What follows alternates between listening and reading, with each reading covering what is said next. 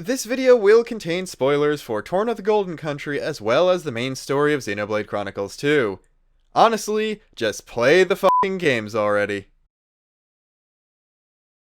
This image is one of my favorite things about Xenoblade 2 as a whole. It might just be my inner JoJo fan talking, but there's just something about pictures of the full group of main characters being happy and enjoying their time with each other before something hugely tragic happens to bring it all tumbling down. The more I look at this after actually beating the game, the more it got me thinking. I've seen a few people criticize the ending of Torna as basically everything being all for nothing. Yeah, they stopped Malos, but most of the main characters ended up dying or will die right after the story, and all of Torna was destroyed. And, well, when I look at this picture, I see a group of people with a fantastic legacy that definitely persisted on throughout the 500 years until the Second Aegis War and was instrumental in defeating Malos for good the second time. So I will go over the legacy of all the characters in this photo, as well as a few more, and while yes, some of them are technically still alive 500 years later, instead of talking about their legacy, I'm going to talk about what they did and basically what they were doing in the interim between then and when we see them in the main game. So I'm not going to go in any huge particular order, but I'm going to start with the villains and end off with Adam, because he's probably the most important. So let's just get the ball rolling with the worst of them all being Amalthus. After the defeat of Malos and the destruction of Torna, Amalthus was able to begin his ambitions once again to rise in power, assassinating all his opponents in the higher ranks of Indal, and finally rising to the title of Praetor. Using his newfound power, he attacked the Titan of Specia, where most of Adam's loyalists, including Lora and her friends, fled to. The forces of Indal were bolstered by the addition of the Blade Eaters, a horrifying new type of creature invented by the scientist Stanif, the first of whom was Gort. This faction was easily able to overwhelm the surviving Adamites despite a last stand by Lora, and before destroying the Titan of Specia and sinking it to the bottom of the Cloud Sea, Amalthus was able to claim the core crystal of Haze for himself, as well as kidnapping the young Mikhail, and possibly some other orphans that were at the camp. Taking advantage of the fact that the Aegis War was actually still going on, because it ultimately was a conflict between Indal and Morag and the nation of Sia, Amalthus was able to use that, and the general disarray all of Alrest was in after the sinking of two nations, to basically manipulate history and rewrite the recorded timeline of events to put the sinking of Specia before the defeat of Malos and sinking of Torna, attributing the sinking of this third Titan to the Aegis as well. He would continue gaining power in the world, eventually being able to manipulate the entire trade of core crystals, cleansing them in order to prevent new Titans from being born and slowing down the whole life cycle of the world, as well as blackmailing the newly formed Kingdom of Tantal for its goods, them having to send him core chips, which kept the Titan deep in the Cloud Sea and its secrets with it. Him and Stanif would also work together, further amplifying the power of people under their control. He experimented on war orphans to create better Blade Eaters, these ones being able to retain their human form but also gaining the power of the blade within the core crystal they were implanted with. It seems that one of these first perfect experiments was the now adult Mikhail gaining the powers of a dark-type blade with the unique weapon of the Infinity Fans. Once the procedure was perfected, Amalthus then reawakened Haze and had half of her core crystal implanted into himself. It seems like he wanted to use Haze's power to restrain the Aegis, or just other blades, because he saw that it was powerful enough to even keep Malos stunned for a second during a fight in Oresco.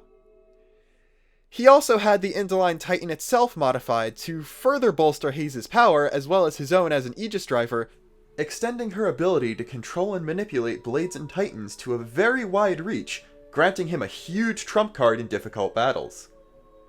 All in all, Amalthus and Indal would bide their time and continue to gain power and influence in Alrest, in the hopes of one day scaling the world tree once again. Zetter, the brother of the now late King of Torna, was effectively now the ruler of what was left of his people. Everyone who didn't go with the Adamites to Specia and therefore actually survived, went with him and instead escaped to the Titan Genbu, which had been a battlefield during the Aegis War, but it doesn't seem to be one that was attacked or damaged too greatly. In order to keep his people afloat, Zedar ended up making a deal with Stanif and with Indal. The newly formed Kingdom of Tantal would have to send a huge shipment of core chips to Indal, and this took up most of the kingdom's resources. Eventually, in order to keep the lie that he spread about Zedar's line being true descendants of Adam, despite the fact that they actually had a legitimate claim to the Tornan throne, they decided to try to curry favor with the people because Adam was more like than Zedar. And while, yeah, the descendants of Zedar were in fact true heirs to the throne of Torna, they just weren't the heirs they said they were. The Titan eventually had to go into a huge isolationist state, sinking deep into the Cloud Sea and prohibiting pretty much all trade and access to the outside world. This, coupled with the constantly cooling climate of the Titan, eventually led to a huge black market in the capital city. The culture of Tantal was kind of stagnant, but still proud of their Tornan heritage, and most of all, proud of the idea that the great hero Adam had come from their own people. Several centuries later, a crown prince named Aziclyrus Bruni Tantal was born into the royal family. Like many of his people, he was enamored with the tales and legends of Adam and Torna of old, but he took things a bit of a step further than most. He wanted to actually live up to the legacy of the greatest of the Tantalese. He would try to become as good a hero and ruler to the Kingdom of Tantal as Adam was to Torna of old. Now, while the blood of Adam didn't actually flow through his veins, a fact that he'd uncover and would be one of the most traumatizing experiences of his life, this prince, who went by many names, the most common of which being Zeke, or Thunderbolt Zeke, or the Zekinator, did still have the spirit of the hero running within him. He became a driver, and alongside his blade, Pandoria, became the strongest swordsman Tantal had ever seen.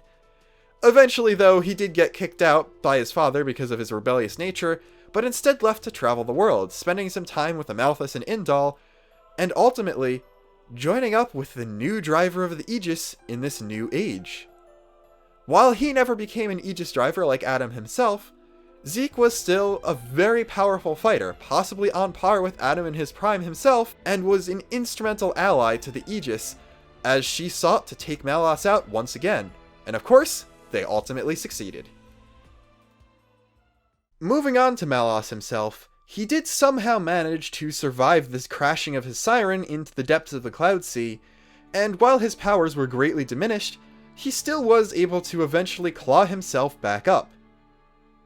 He explored the world, eventually coming across Jin, the blade that had fought against him so long ago.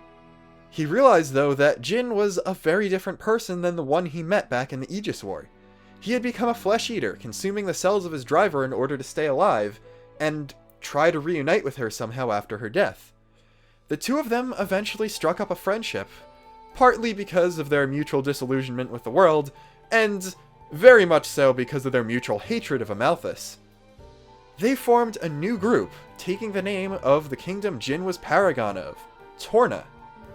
This group consisted of blades of all sorts who had been wronged by Amalthus and by the world in general, eventually recruiting Mikhail, who somehow escaped from Indal after becoming a blade eater, as well as Akos and Patroka, two flesh eaters from the kingdom of Tantal. They sought to take core crystals and liberate them from the people, as well as trying to keep them out of Amalthus' hands so the data in them, and basically the memory of the blades within, wasn't erased. This group would eventually take one more flesh eater, this one from Gormott, into their ranks, but she has a different story, who I'll go over a bit more in Milton's section. Eventually, though, Malos, Jin, and this new Gormati blade would discover the location of the ancient ship that Adam had sunk the other Aegis into, and sought to use her to give Malos his powers back so he and Jin could fight together at full strength against the forces of Amalthus and the entire world of Allrest. They needed a Leftherian salvager to open the seal on the ship in order to get inside because they had the blood of Adam within them, and the one they picked, unfortunately for them, made their plans go very awry. Speaking quickly about Mikhail, though, if you notice, his armor doesn't take the same form of Tornan armor that Malos and Akos used. it is instead modeled more closely after Jin's armor. This goes to show that, yeah, by the end of the Golden Country, Mick had come to see Team Lora as his family.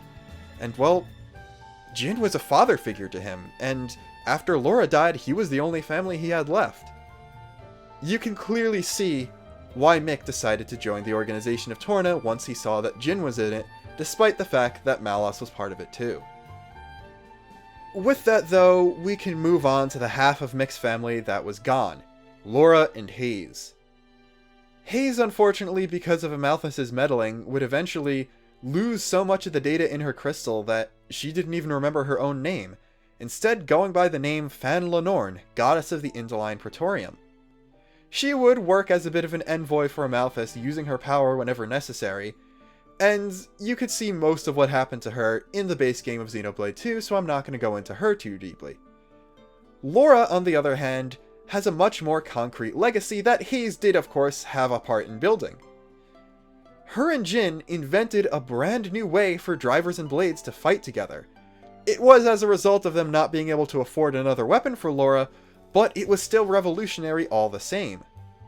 They developed a fighting style that revolved around passing the blade between driver and blade whenever it was necessary, and it turns out this was a much more optimal way to fight. It draws out more of the blade's power and lets the bond between them and their driver go unimpeded. And well, it turns out that this became the norm over time. Apparently some people who had seen Lora fight did in fact survive the Specian massacre, or just didn't go there in the first place, and this technique caught on to the point where it was the one everyone in Allrest was using 500 years later.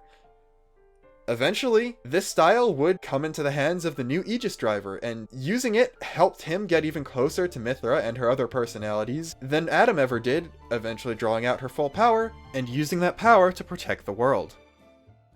Before talking about the other two playable teams from the Golden Country, I'm going to talk about what happened to Gormott and call this the Milton section.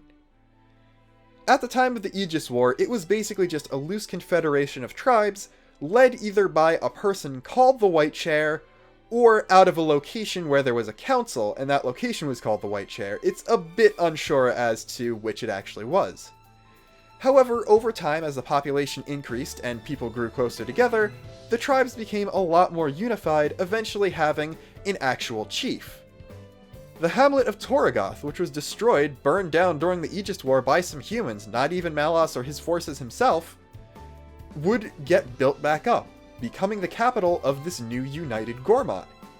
They did not forget the past though, as when they built Torragoth up into a large bustling city that was at one with the land, they made sure to build a flower patch over the graveyard of those who fell victim to the burning during the war.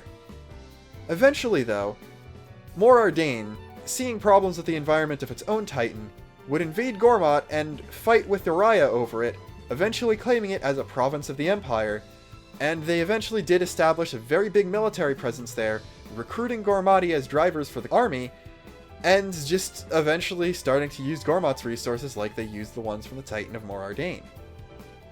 Around the time of this takeover, one certain noble lord of Torragoth had a daughter who got very sick. She meant the world to him, so he went around spending all of his money trying to find the best healing blades he could, eventually finding one named Nia.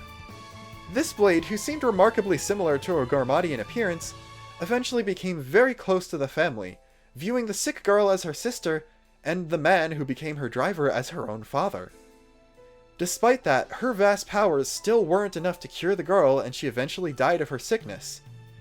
Unfortunately though, at this time, the noble had paid so much money, spent so much trying to heal the girl, that he'd lost his title and was left poor and with basically nothing in the world. He had one more command for Nia before he himself died.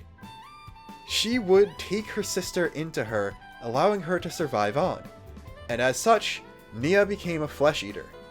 After the passing of her driver/father, she would take the core crystal he used, one that contained a different healing blade he'd awakened before Nia, an animal-type blade named Dromark, and would awaken him, and the two would set off to try and find their place in the world.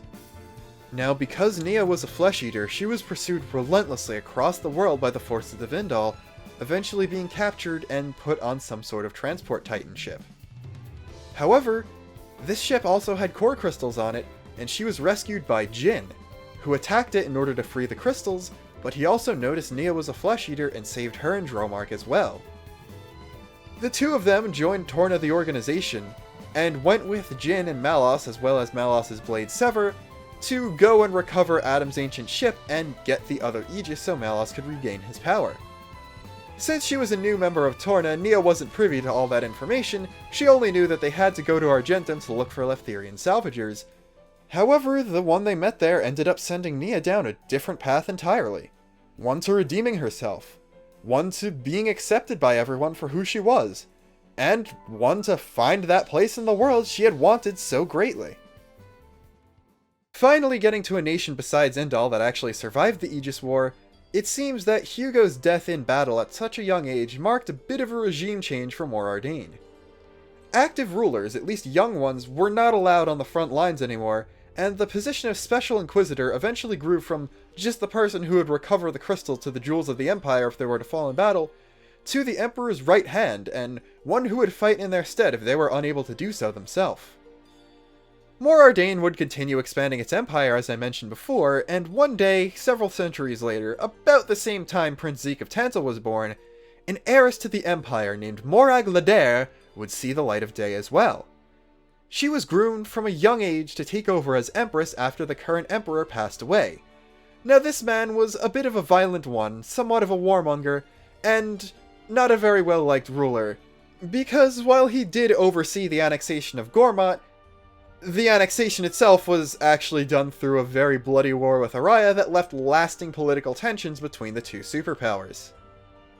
Eventually though, another child was born into the royal family, a boy named Niall Ardenak, who was the spitting image of his ancestor Hugo. Because he was male, he would instead be the one to inherit the throne, as opposed to Morag. This didn't stop the two royals from growing up very close to each other though, and they ended up seeing each other more as siblings than as cousins.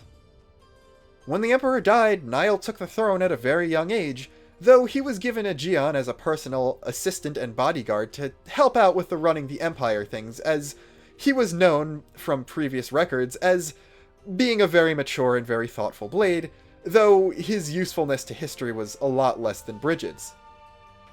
Despite not getting the throne, Morag still was granted a tremendous amount of power, the position of Special Inquisitor, and the core crystal of Brigid, the second jewel of the Empire. Brigid's diary was very important in preserving history of the Aegis War alongside the plays written by Minoth. And while, because of Hugo's death, the actual circumstances around the end of the war weren't known, there was a lot of info about the beginning of it. Eventually though, while Morag did go on missions and did things for Niall that he either couldn't or was too young to do, would eventually get a position even more important than Special Inquisitor. Member of the party of the Aegis and her driver. Brigid and Mithra were reunited after 5 centuries, starting their rivalry again but in a much more friendly context, and Morag and Brigid worked alongside Pyra, Mithra, her driver, and all of their friends in order to save the world yet again. I mentioned Minoth when talking about Morag and Brigid, so I guess we'll talk about him next. He continued writing plays, this time with a much deeper intention in mind. Now he wanted to sort of bring the past into the future, try and convey what life in Old Torna and during the Aegis War was like. Eventually he would find himself in Araya, where he would have a fairly successful theater, and people would love watching his plays about Adam, his adventures, and tales of Torna of old. Unfortunately, because of Amalthus' influence, he had to embellish facts a lot and fictionalize a lot of the narrative, or Indal would probably come and have him killed, especially because he was a flesh eater.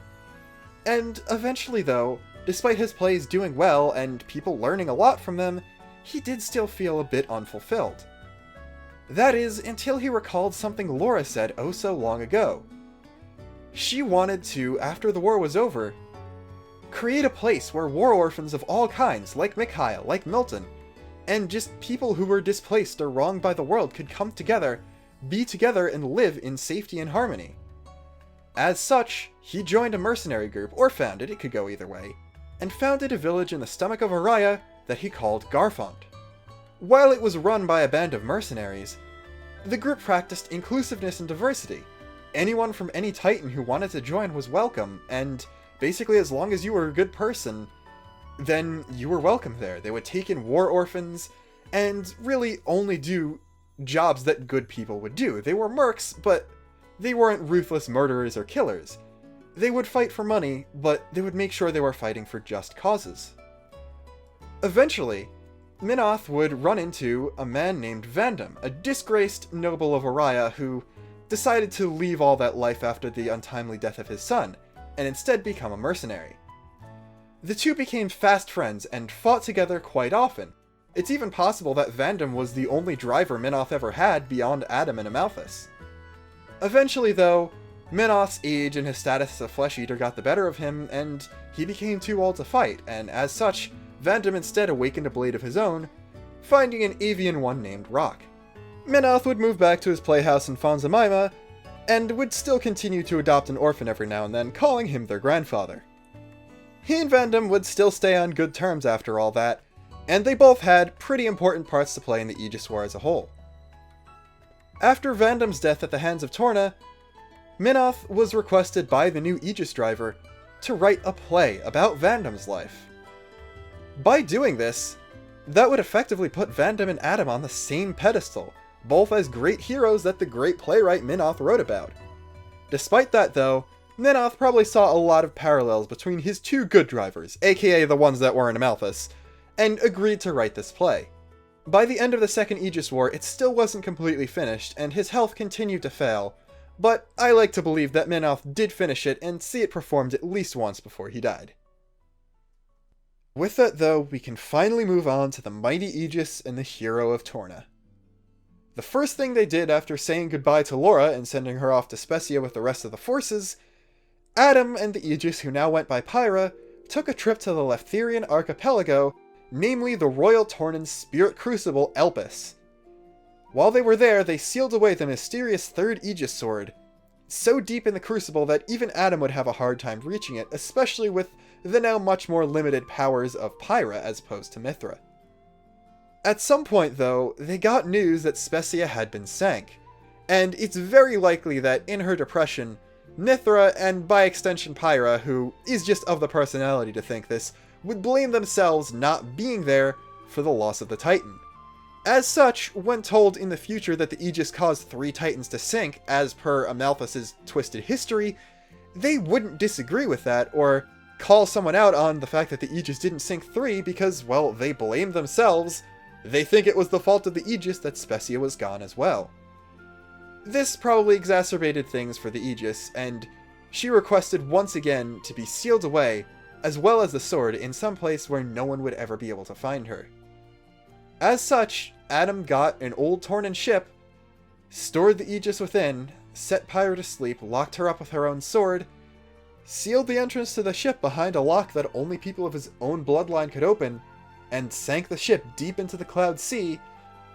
Based on this cutscene, it looks like it's near the remains of Torna because he's standing on a bit of rubble, but based on gameplay it definitely wasn't, so it was probably just another Titan that was nearby at the time. With no one else left in the world, Adam, as well as his wife and their unborn child, went back to Leftheria and decided to live nearby the entrance to the Spirit Crucible, as well as appointing his old nuncle Azerta as guardian over the third sword. He finally got his life of solitude, peace, and nature, tilling the fields as he'd always wanted, but at a tremendous cost. Despite this though, his bloodline did continue, and centuries later, it had gotten so prominent, basically the same way so many people are descended from Genghis Khan today. Pretty much everyone who was ethnically Leftherian had some of Adam's blood in them, and the characteristic golden eyes of a Tornan bastard became a very common sight to see in the archipelago. 500 years later though, the village Adam had founded eventually became known as Heroes' Rest, or the village of Fonset. And one day, about 15 years before the second awakening of the Aegis, a pair of parents and their very young child barely made their way to the bounds of Fonset. They were discovered by a woman named Corinne who had taken up the habit of taking in orphans and raising them herself as their auntie. This young boy, who was named Rex, was entrusted by his dying mother to Corinne's care, and her and her husband were buried in Fonset's graveyard, along with many other people, possibly even the hero Adam himself. This boy, Rex, grew up with Corinne, and eventually became a bit of a childhood hero in a way. He'd like to stick up to other kids and fight the bullies of Fonset Village. And eventually, in order to try to support his auntie who'd given him so much, he and Azerta, who he called Gramps, would set out and he would become a salvager, selling things he salvaged to Argentum in order to make money to send it back to his family in Fonset. One day he was recruited because he was Leftherian for a very, very specific cause. That being uncovering and opening up the ancient ship Adam had once sank. And as you can probably guess, he was recruited by Malos, Jin, and Nia, and from then, he ran into the Aegis, and everything after that was history. That is the legacy of everyone from Torna the Golden Country.